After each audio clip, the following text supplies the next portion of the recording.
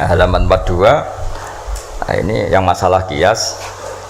Fannasu wa ingkana khoson lakinnahu yasiru aman.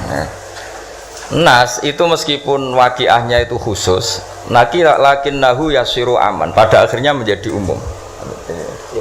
Ya. Menjadi umum itu karena mau tidak mau ada kias. Kias itu analog, napa? Atau pola. Misalnya gini, yang dicontohkan di sini misalnya Nabi memang hanya ngendikan layak dil qadi wa khutban. Enggak boleh seorang hakim memutuskan hal-hal yang krusial dalam keadaan apa? Emosi. Khutban itu emosi yang sangat.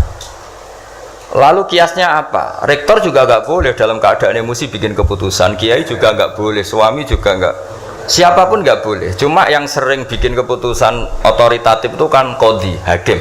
Jika Nabi hanya ngendikan al-qadi. Lalu lama mengatakan khutban itu kenapa tidak boleh? Karena orang kalau emosi itu akalnya agak mati paras lah gitu.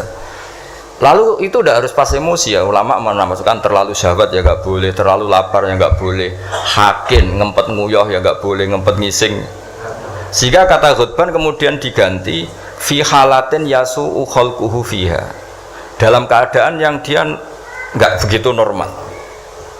Di antara gak begitu normal, terlalu syahwat ya nggak boleh, terlalu emosi nggak boleh, terlalu lapar, lalu nahan kencing, nahan BAB dan sebagainya.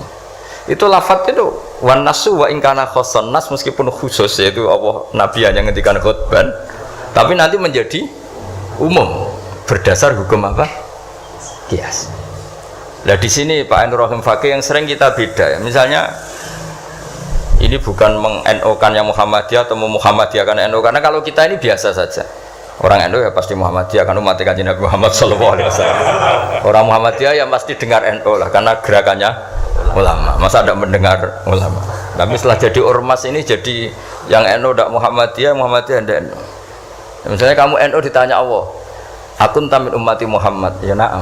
Itu bahasa Arab umati Muhammad itu. Terus Muhammadiyah takut iki anut sapa ya anut ulama. Jadi tapi wong nganggur geger sebenarnya. Nah kita termasuk yang enggak nganggur jadi rapati geger. Saya beri contoh. Nabi itu ketika habis sholat itu akbala aliyah Nabi wajih langsung berputar menghadap ke kita. Jadi kalau di Indonesia langsung menghadap ke timur. Itu ada yang mempraktekkan dan itu bagus, jelas semua teks hadis seperti itu.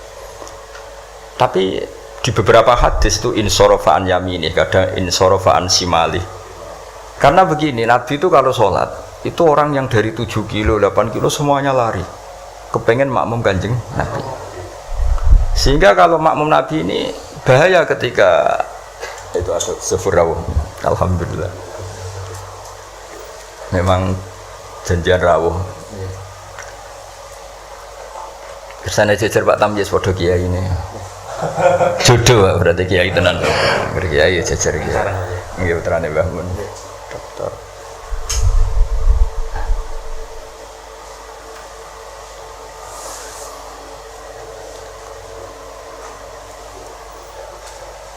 Mas, niki jejer Pak Tamyiz podo kiai ini.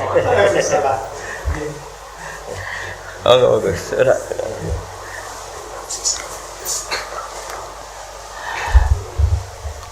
Ya saya teruskan ya. Jadi ternyata di syurahul hadis, para pensarah hadis ketika Nabi menghadap ke timur dan itu ya banyak yang meraktekkan dan menurut saya tidak masalah.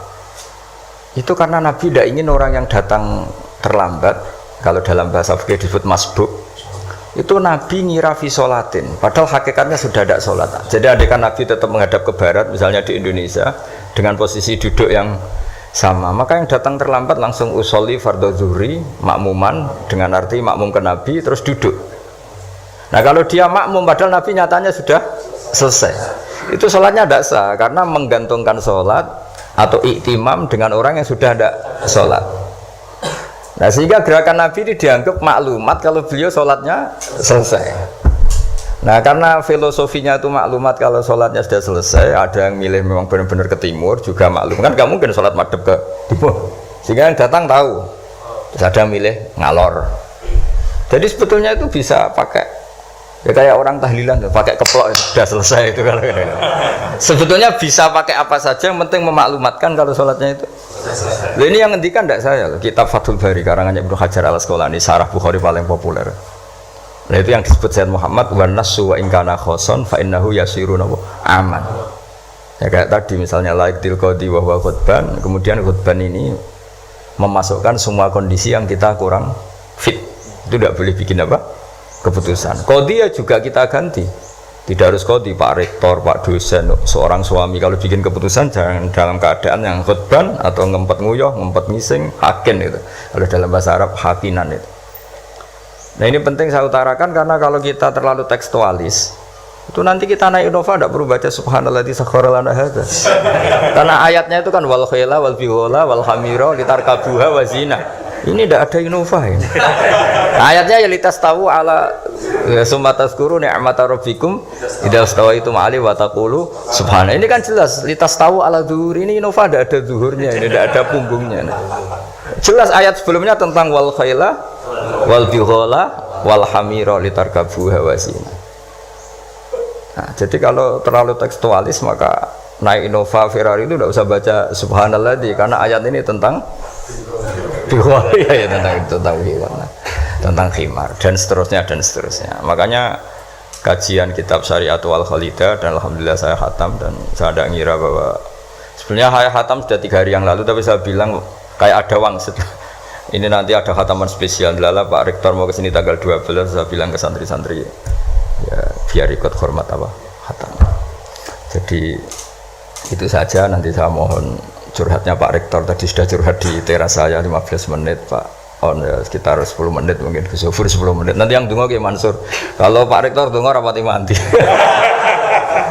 karena jadi rektor tuh hisapnya berat jadi dosanya itu seneng gaya keputusan nggak siap jadi objek keputusan itu ya mau udah mau memang tapi itu bagus kata bapak kowe kudu wani dadi kiai tapi dados kiai ngeten wong tawadhu ora mutu jare bapak gayane tawadhu asline mau tanggung jawab jadi bapak itu saya dulu ya heran kenapa bapak itu lebih suka kancanan wong mlete timbang wong tawadhu dulu saya tuh heran setelah saya jadi kiai itu wong mlete itu luwih gampang syukur ya, cuma wong sing ra cocok darani ngono iku mlete asline mlete iku gampang syukur lha apa dadi rektor, dadi pegawai negeri ra enak dadi wong biasa ngopi ra ono sing ngekang.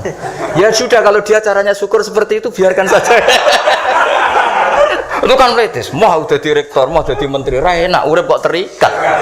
Padahal misalnya dekne gelem ya ora ono sing ndadekno. Tapi cara dia syukur memang akan ngomong terus seperti itu. Gak enak jadi PNS, jadi rektor ra enak, jadi menteri ra enak. Wong kok terikat, enak jadi wong ini iki, butuh rokokan, butuh ngombe. Dulu saya nganggap orang seperti itu melete. Tapi bapak itu suka sama orang seperti itu. Setelah saya jadi kiai itu tahu ternyata itu bahasa syukur. Ya membela diri. Ya, memang dia happy-nya kalau ngomong seperti itu ya. Sing bojone elek ngono, ra enak Gusti bojo ayu dadi sawang-sawangane wong. Terus pokoknya wes sauni-unimu sing penting sudah itu cara dia syukur.